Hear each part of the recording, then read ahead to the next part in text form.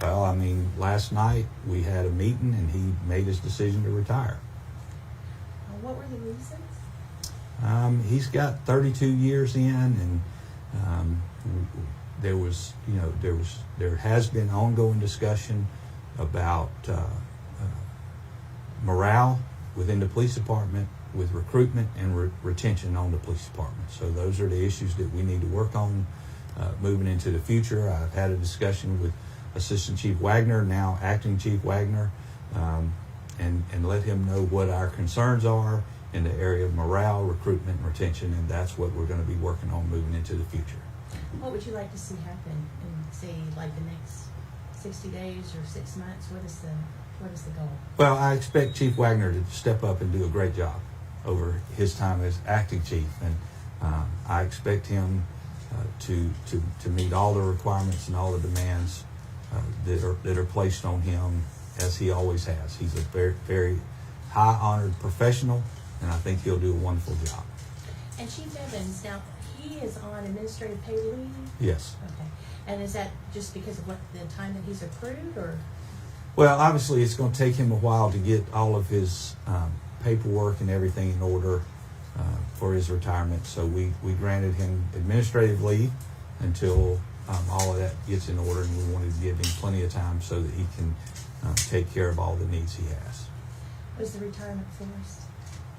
I wouldn't say the retirement was forced. I think it was encouraged, is the best way to put it. I think it was encouraged. Now, you're close to Fred Evans. I am, yes. What would you like to say about him and his tenure as the police chief? Well, I've known Chief Evans since he was a teenager, not just since he was a law enforcement officer, and we've always been friendly, and we for many years we've been friends. And over the last 5 years, I've had a chance to spend a lot of time with him, and a lot of great conversations, both on professional levels and on spiritual levels as well. And I know him to be a godly man that trusts the sovereignty of God, and so I'm okay with him being okay, even in God's plan for his life, even when it's not asked for sometimes, or it's not the way you would plan it. And so I'm okay with him being okay with God's direction in his life. Now, you said that his retirement and his being placed on administrative leave was encouraged. Right. Talk to me about where that encouragement came from and what prompted it. Well, again, it came it's been talked about for quite a long time, and I think the mutual decision was it was time for him to retire. But some of that encouragement came from city leaders in that meeting. Sure, absolutely. And city leaders being council members? They were the ones in there, sure. Are you happy with the resolution of this? You know, I think I would have liked to have seen a different timeline on it. I think that, I mean, it's hard to argue that we need to do something in those areas that are our concerns in the law enforcement. But again, law enforcement has those issues everywhere. Again, I use the word indigenous. The symptoms that Warner Robins Police Department have are not indigenous to the Warner Robins Police Department. There are law enforcement issues all over the nation, over the same morale, recruitment, retention throughout the United States. And so the city of Warner Robins just has to pick up the pieces of where we are now, get behind Acting Chief John Wagner, and do what's best for the Warner Robins Police Department and the citizens of our community. That's what we have to do. Do you happen to know the totals of where we are as far as how many officer positions we have and how many are vacant? I don't know the exact numbers right now, but I know that there's been strides made in recruitment, and there's been efforts made on behalf of mayor and council to put things in place to make recruitment better and to give them the edge in recruitment. One being, of course, the pay scale adjustment that we made. One being the being able to bring officers in with their years of service from other agencies up to 10 years, and so bringing them in with their years of experiences has helped. There's other things that we can do to enhance recruitment. Our issue that we need to work on as much as anything now, next to the morale, is retention. How do we keep good officers? How do we stop losing officers that have been here for many years and are moving on?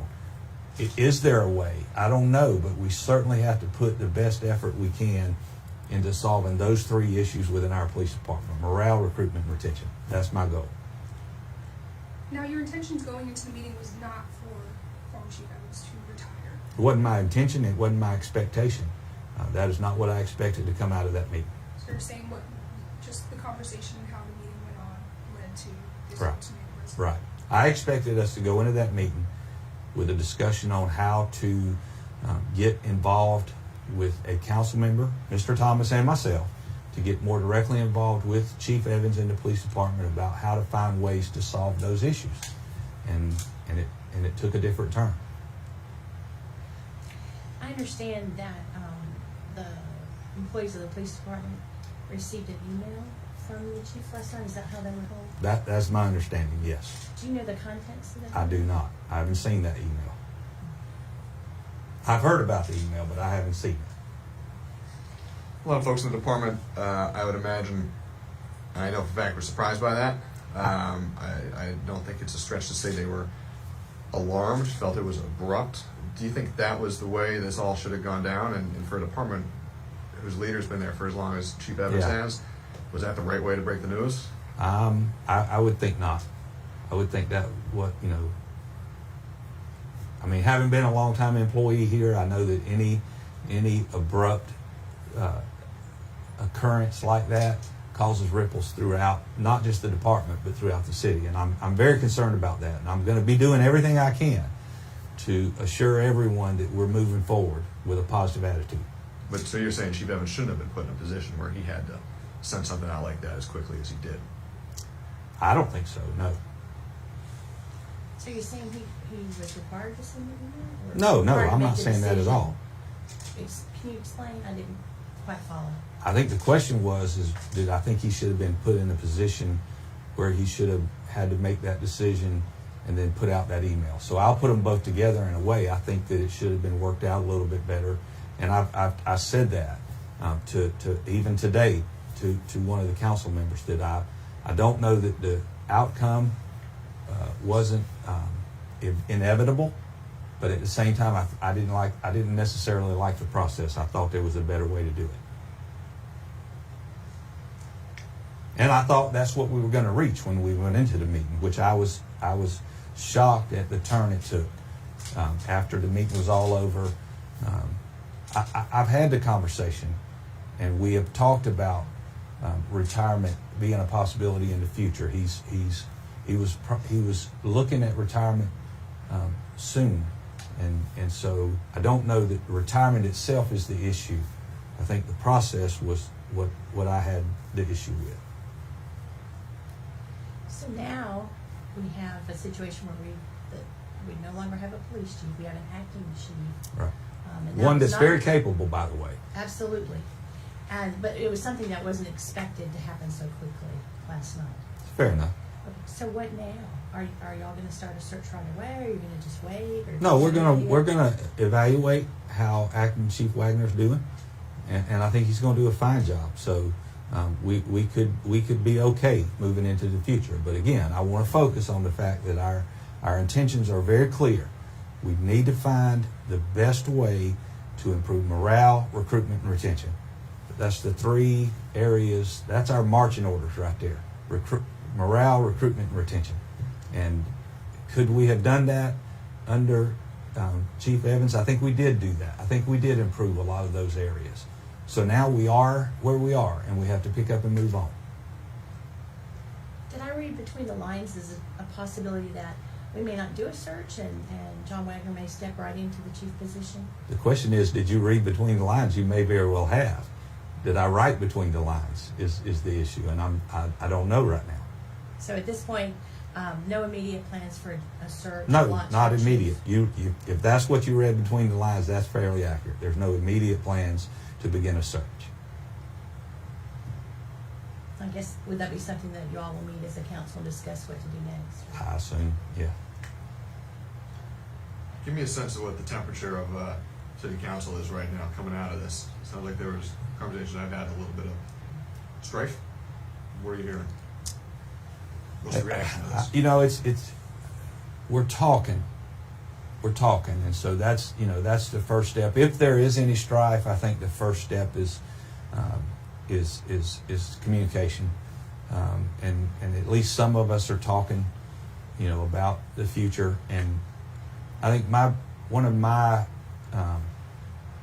areas of importance is to ease the concerns of all the employees throughout the city who are affected by the ripple effect, and they are. And so we need to do what we need to do to ease the concerns and make sure. What I want to make sure is that the employees don't carry forward the mentality of who's next, because I don't see that, and so I just want to make sure that we ease those concerns. And again, they're there. Last question from me. You talked about strife within the department, different factions in the department. Who are those factions? What was the cause of conversation between them? What was the Between who now? You said part of the issue was morale in the department. What's causing that? Are there groups in the department that have tension between each other? Well, I wouldn't say tension between each other. I think there was issues over the years of for lack of a better term, attacks on Chief Evans, which is well documented, and I think it became a protection and a trust issue within the department, and the communication broke down somewhere along the way, and it's just been hard. It's been hard to recover from that, and so I mean you can't unring the bell. You can't rewind the clock, and so we have to pick up and move on. Have you spoken to Chief Evans? I have this morning. Yes, And how did that conversation go? went very well. He encouraged me and told me that he understood my position, and he understood that I have supported him and at times fought for him over the last 5 years, and that that he appreciates what I've done, and I appreciate what he's done, and I want that to be what carries forward, is that Chief Evans gave 32 years of his life to this city and to the law enforcement community, and I don't want that to get lost in all the turmoil. Chief Evans is a great man that has done a great job for this city, and I want that to be the rally cry for us moving forward, is that we are grateful for what Chief Evans has done. We are grateful for the service he's given to this city for 32 years, and I would not have that robbed from him or from me. And you said, Mr. Thomas, and you went into that meeting. You had plans. You were thinking about it going forward. You went into that meeting, Mr. Thomas and yourself, expecting to discuss a pathway forward. Right. It was interesting to me that you noted Mr. Thomas in particular. Was he pushing for this conversation to be had, and was he pushing for the ouster of Chief Evans? Well, Chief Evans and Mr. Thomas had a discussion on Friday in which I was not directly involved in the conversation, but I was in the conversation. It was on the phone, and they both knew I was in the car listening to the conversation. At some point, I had to leave the conversation and go to Chief Williams's funeral. And what was said after that, I can't attest to. What I heard in the conversation is that there was going to be some conversations and some plans to try to find a way to improve it in its current position, and somewhere along the line that changed. I didn't know that. I didn't know about the second part of the conversation or whatever until the meeting last night.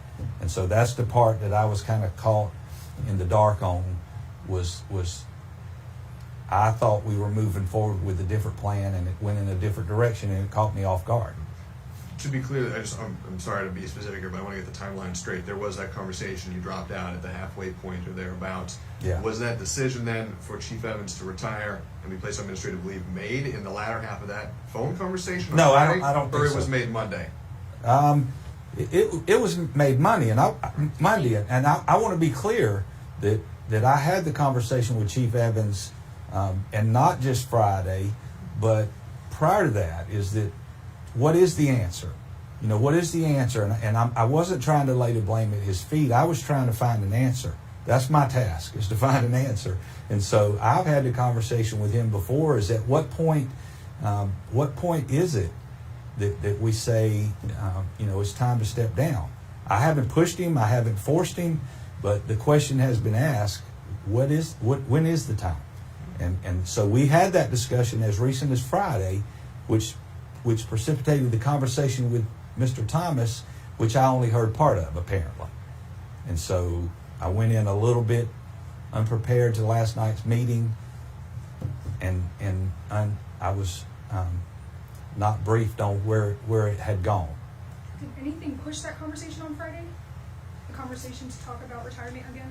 The phone call?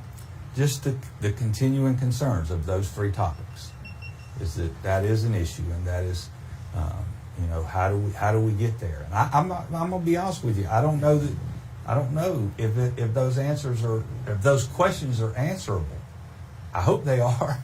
I hope we can find the answers to them, but we've all got to come together, and we got to work together to find the answers to those questions. Just a point of clarification. So the discussion about retirement immediately came out of the executive meeting last night among council and chief admin. Is that correct? I don't know. I'm not willing to categorize it like that, only because what was discussed in the closed session is I think is protected at this point. Chief Evans came out of that meeting and apparently sent out an email announcing his retirement. That I know. Can you say that, did he announce that retirement in the session? That was going to be his action? I mean, I think that's clear. Yes. That's all from me. Okay. Just procedurally, I thought, are we going to have any type of swearing in ceremony, or is that even necessary when you step up as acting chief? No, Okay. that's not necessary. Anything like that planned? No, I think there's a certain, I think it's a 60-day, I think, where he's going to have to be appointed 30-day. There's a 30-day period that he may have to be, it may have to be approved by council. Up to 30 days, it's all on me, and after that, it has to be approved by council for whatever period of time. His council has been very clear that any acting or any interim positions are going to be for a 6-month period. So that's been their request, is it not before, not after, but 6 months. So you anticipate then, based, if I understand correctly, that you will, he's now the acting chief. There will be a council, a vote on that, and he should remain acting chief for about 6 months. That's what I Anything we failed to ask, or do you want to reiterate, or anything I should ask and I didn't ask? think I've had it. I know. Man, we appreciate it as I always. know that's the hot seat. So, Thank you very much. thank you. All right, thank you. John Wagner. Back in here to grab my bags in 10 minutes.